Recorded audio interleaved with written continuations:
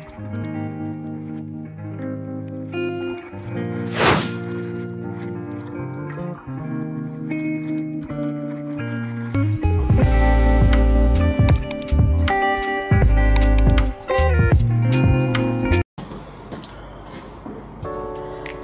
semua, Assalamualaikum warahmatullahi wabarakatuh. Welcome back to my channel.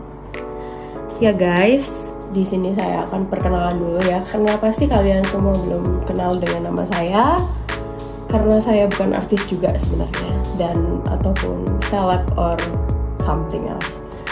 Pertama-tama saya akan perkenalkan nama saya, yaitu tebak sih, harusnya tebak sih, nama saya siapa? Nah, jadi ajang malu diem.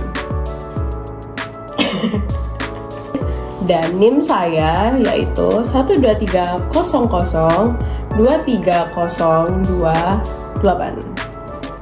Dan saya kuliah di suatu tempat, yaitu di Surabaya. Yang pasti kalian kalau tahu itu saya kuliah di tempat Islamik sekali, dengan kuliah yang penuh Islam yang tinggi banget lah.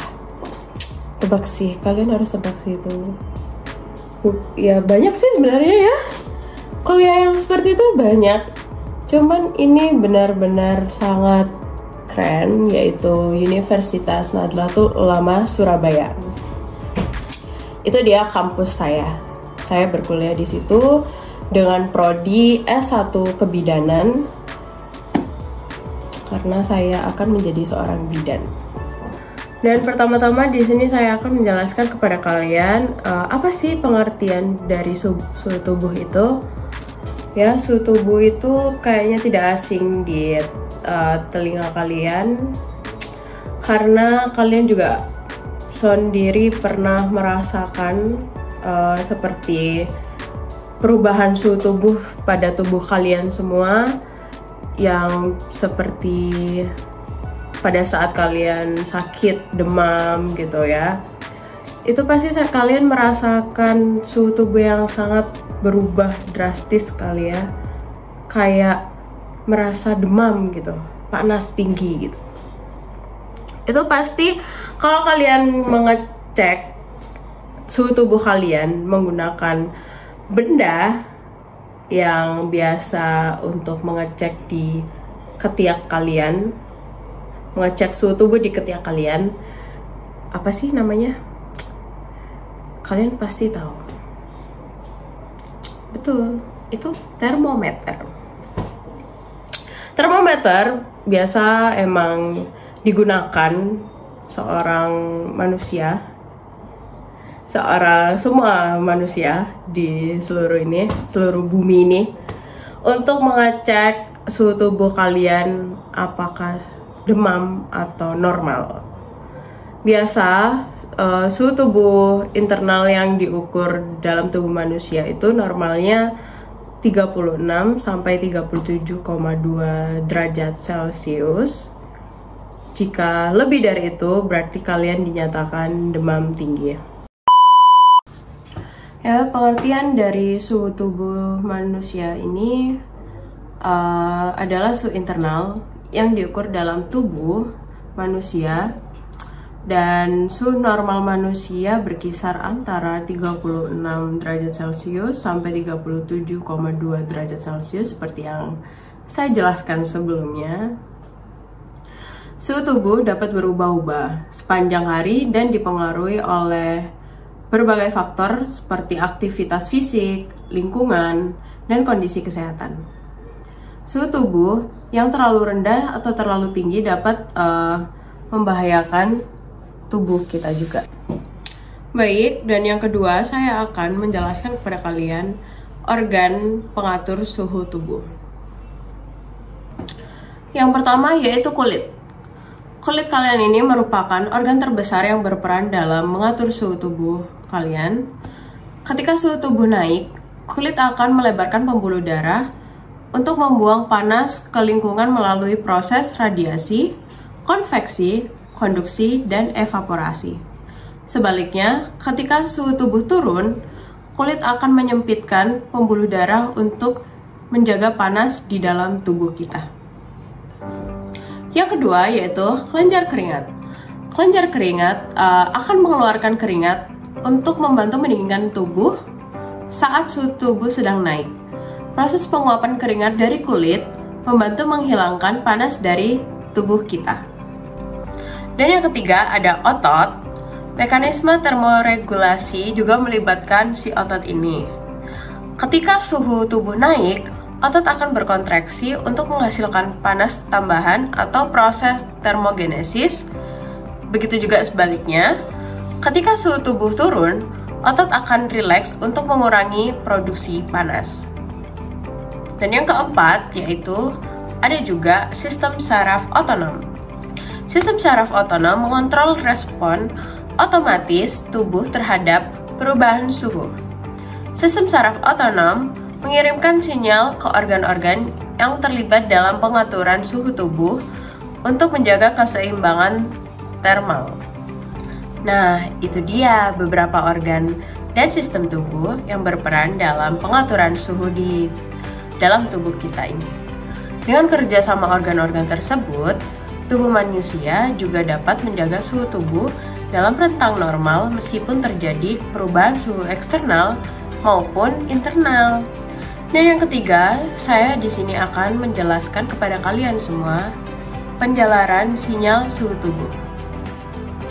Baik, penjalaran sinyal tubuh juga merupakan proses pengiriman informasi atau sinyal dari suatu bagian tubuh ke bagian tubuh lainnya. Sinyal-sinyal ini dapat berubah sinyal listrik atau kimia yang dikirimkan oleh sistem saraf dan sistem endokrin atau melalui mekanisme lainnya. Berikut adalah beberapa contoh penjalaran sinyal tubuh. Baik, yang pertama ada penjalaran sinyal syaraf. Sistem saraf terdiri dari neuron-neuron yang mengirimkan sinyal listrik dari satu neuron ke neuron lainnya.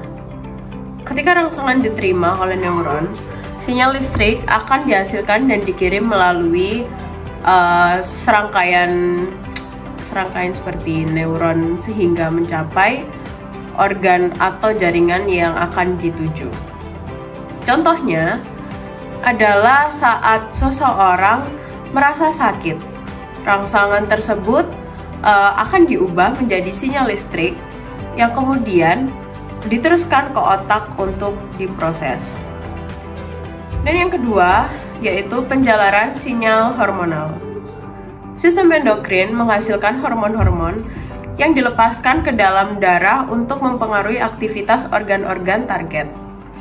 Hormon-hormon ini dapat melakukan penjalaran sinyal ke berbagai bagian tubuh dan mempengaruhi berbagai fungsi tubuh, seperti regulasi metabolisme, pertumbuhan, dan juga reproduksi. Yang ketiga, yaitu penjalaran sinyal kimia. Beberapa sinyal tubuh juga dapat dikirimkan melalui zat kimia tertentu, seperti neurotransmitter atau psikotin.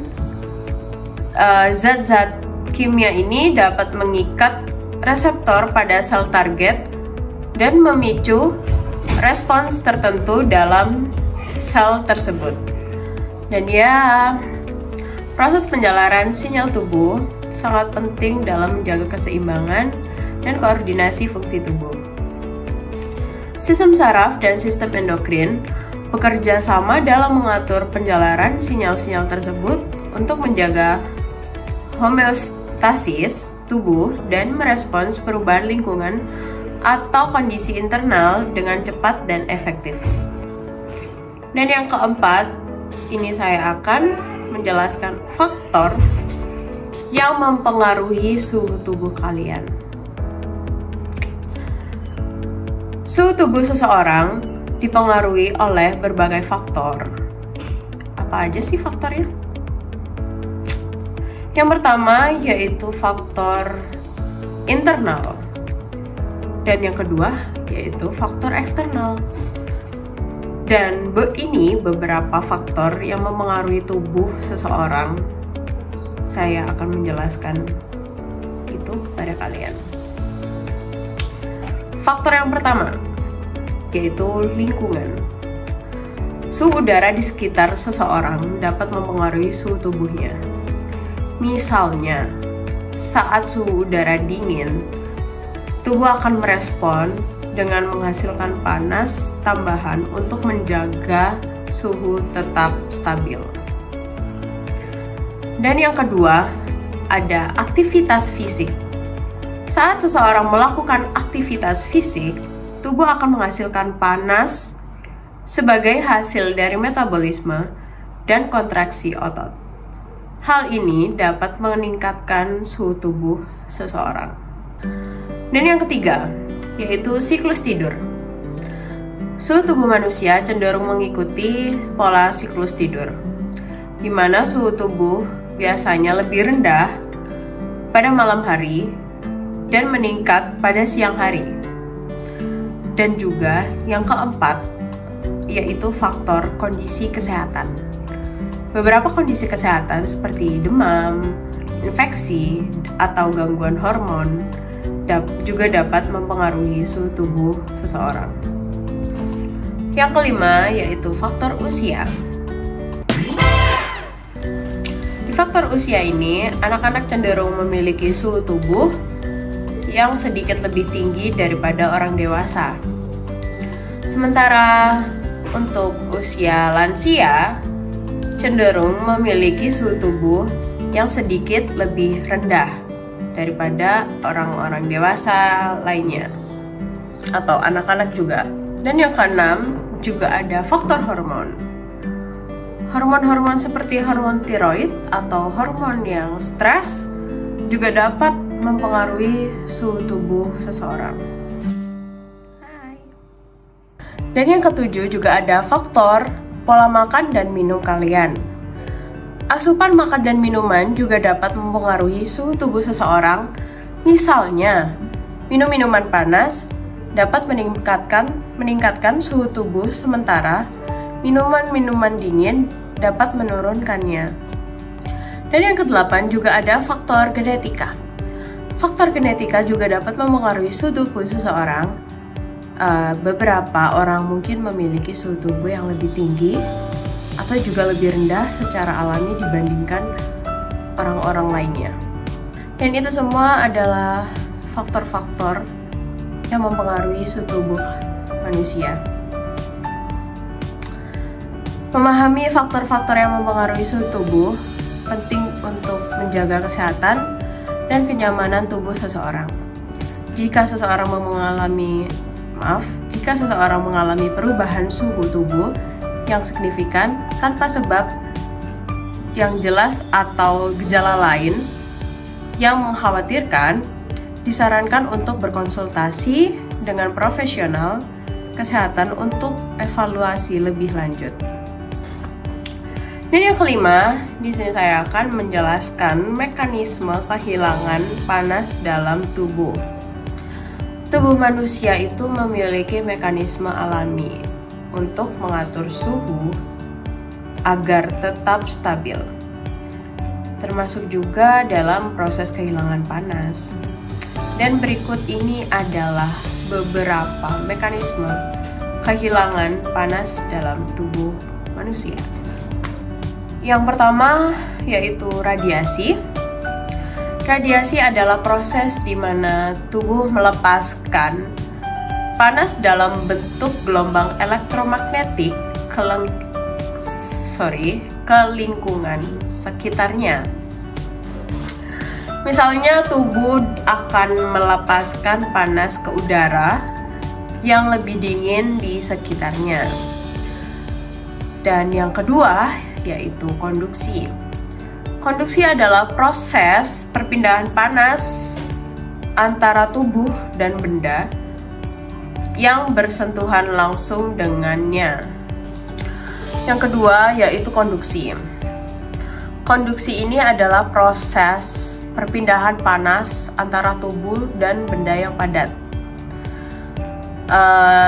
Mereka ini bersentuhan langsung, seperti misalnya saat tubuh bersentuhan dengan permukaan yang dingin atau yang lebih dingin, si panas ini akan ditransfer dari tubuh ke permukaan tersebut. Begitu. Yang ketiga, ada konveksi. Konveksi adalah proses perpindahan panas melalui aliran udara atau cairan. Misalnya seperti saat udara dingin bergerak di sekitar tubuh, si panas ini akan ditransfer ke tubuh ke udara tersebut. Dan yang keempat ada evaporasi. Evaporasi adalah proses di mana tubuh mengeluarkan panas melalui penguapan air dari permukaan kulit. Saat seseorang berkeringat, air keringat akan menguap dari kulit dan membawa panas bersamanya. Dan yang kelima atau yang terakhir, yaitu pernapasan.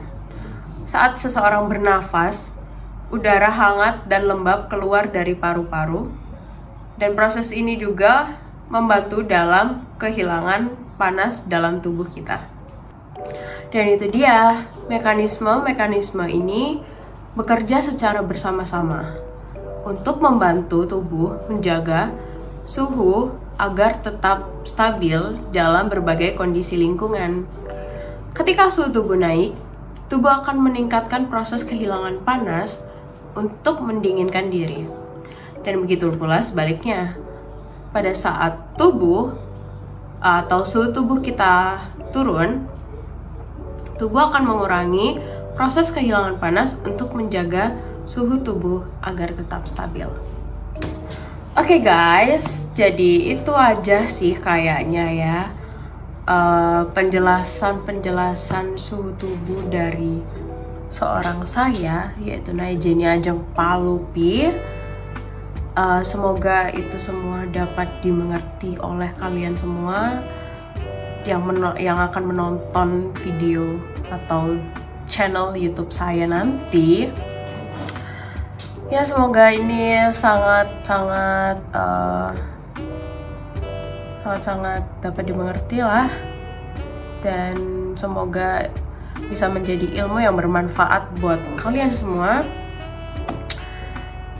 Jika ada salah kata atau kurang dari penjelasan saya, mohon dimaafkan. Ya, setidaknya saya sudah berusaha untuk itu semua, supaya kalian mengerti dari apa yang saya omongkan. Dan ya, itu saja. Mohon maaf sebesar-besarnya, dan terima kasih jika kalian sudah nonton ya. Jangan lupa subscribe, like, komen, dan share ke teman-teman kalian yang akan mempelajari tentang suhu tubuh di sekolah kalian ataupun kampus kalian yang materinya tentang ini.